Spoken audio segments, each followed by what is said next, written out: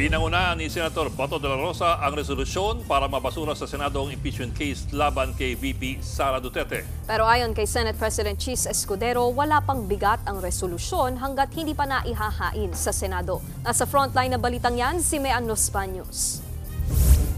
Noong una, nagmaang-maangan pa si Senator Bato de la Rosa tungkol sa kumakalat na resolusyon sa Senado para tuluyan ang ibasura ang impeachment case laban kay Vice President Sara Duterte. Sabi pa ni Bato, pero nang tumagal-tagal, kumanta rin siya at inaming sa opisina niya raw mismo nang galing ang resolusyon. Galing yun. Galing sa office ko. Kayo po yung nag-initiate. Basahin na lang yung resolution. Meron kong tatanungan, kasama na konsulta.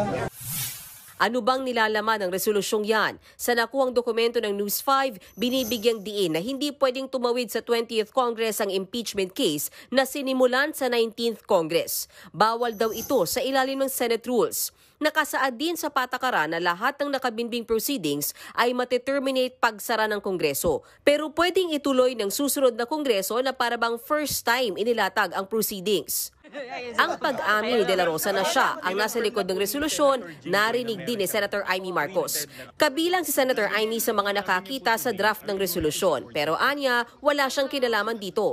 Habang si Senator Jinggoy Estrada, alam na rin ang reso na anyay noong Lunes para kumakalat sa Senado. Dagdag pa niya, it is our constitutional duty to hear the impeachment case against any impeachable officer.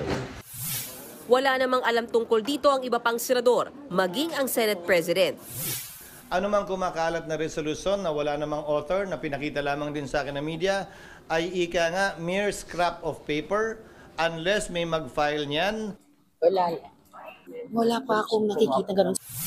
Si Senate Minority Leader Coco Pimentel inakala pang peke ang resolusyon. Mali raw kasi ang katwiran na nakasaad dito para ibasura ang impeachment case. Mali-mali rin daw ang mga binanggit na constitutional provision sa resolusyon. Samantala, sakaling ituloy ang impeachment trial, wala naman daw problema dyan si Senator Bongo para magkaalaman na. Sinabi ko noon, importante, kung walang ebidensya, bakit pa natin patagalin ito?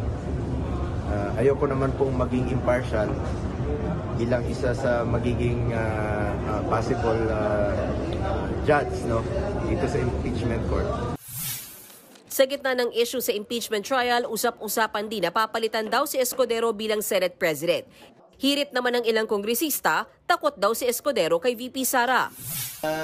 Hindi ako gumagalaw at nagpapasya base sa anumang takot. Ang mga kongresista tila nasasanay na diktahan ang Senado.